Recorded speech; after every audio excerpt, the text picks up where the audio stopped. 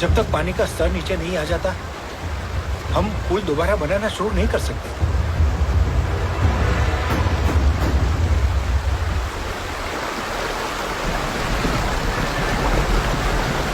उस किनारे पर बहुत हलचल है।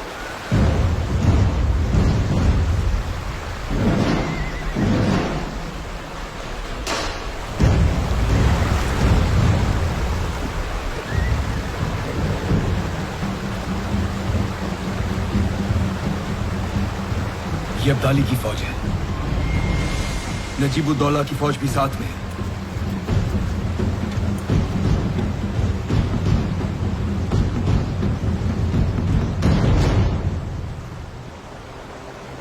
ये दूसरे ध्वज किसके?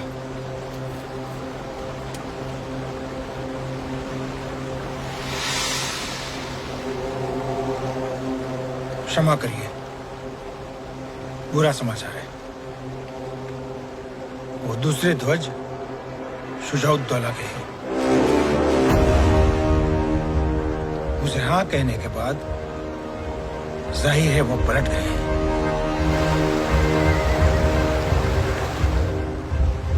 शुजाउद्दौला ने हमारे साथ विश्वासघात किया है।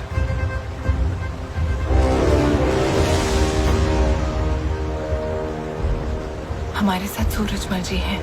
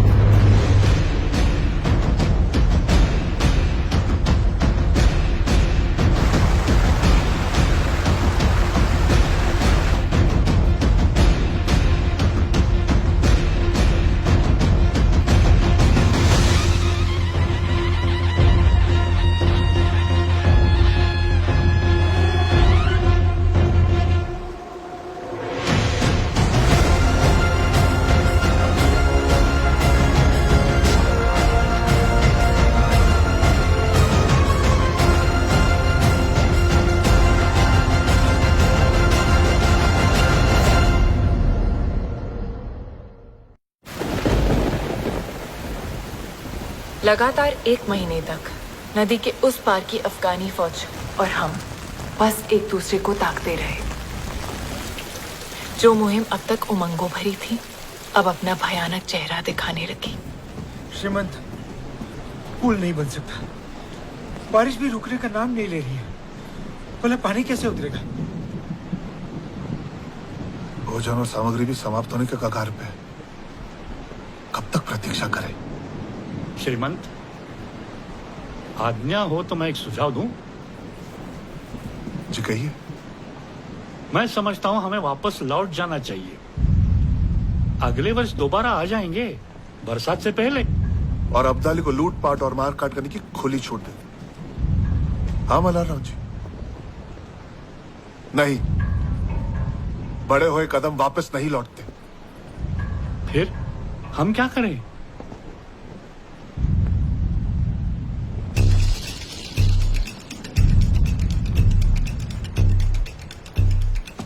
अगर हम नदी पार नहीं कर सकते तो इसका मतलब वो भी नहीं कर सकता। हाँ तो हम पीछे लौटने के बजाय आगे बढ़ेंगे। मैं नहीं समझो। राजा जी, हमारी योजना क्या थी? हम रोहिलाबाद में नजीब और अब्दाली को परास्त करके दिल्ली जाएंगे। लेकिन अब क्योंकि हम यमुना पार नहीं कर सकते, हमारे पास आगे बढ़ने का एक ही रास्ता है। हम यमुना के साथ साथ इस किनारे से लगकर दिल्ली की तरफ जाएंगे और दिल्ली हासिल करेंगे। और एक बार दिल्ली पे अधिकार जमा लिया तो हम वहीं से यमुना पार करेंगे और अब्दाली पर हमला बोल देंगे। ये बहुत अच्छी योजना है श्रीमंत। अच्छी है, सच्चाई अच्छी है। लेकिन काका, भोजन सामग्री के बिना हम दिल्ली तक पहुंचेंगे कैसे? सूरजमल जी, मल्हारराव जी, इस तरफ कोई ऐसा है जिसे संपर्क कर सकते हैं? जी, अब मदद के लिए कोई नहीं बचा। हम यहाँ के सारे राजाओं से संपर्क कर चुके हैं। एक संभावना हते सकीना बेगम पति के गुजरबे के बाद वो ही गद्दी संभालत रही है, लेकिन काव पे भरोसा ना करे और गठबंधन फटबंधन पे विश्वास ना रखे। सही कह रहे हैं। आप कहें तो मैं जा सकती हूँ। लेकिन वहीनी वो किसी से मिलती ही नहीं है। एक औरत से मिलने के लिए तैयार हो जाए शायद।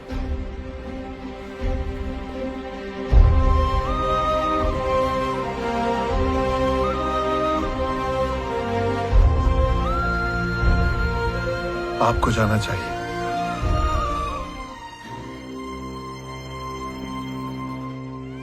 नम्रता और दृढ़ता ऐसी चाबियां हैं जिनसे कोई भी ताला खोला जा सकता है। कई संदेश भेजने के बाद सकीना बेगम मुझसे मिलने के लिए तैयार हो गई। चश्मे नूर, राहते दर्दे रियाया, जीनते मुल्क, बेगम सकीना तशरीफ ला रही हैं। श्रीमंत सदाशिवराव भाऊ पेशवा की धर्मपत्नी पेशवीन पार्वती बाई। तशरीफ रखिए।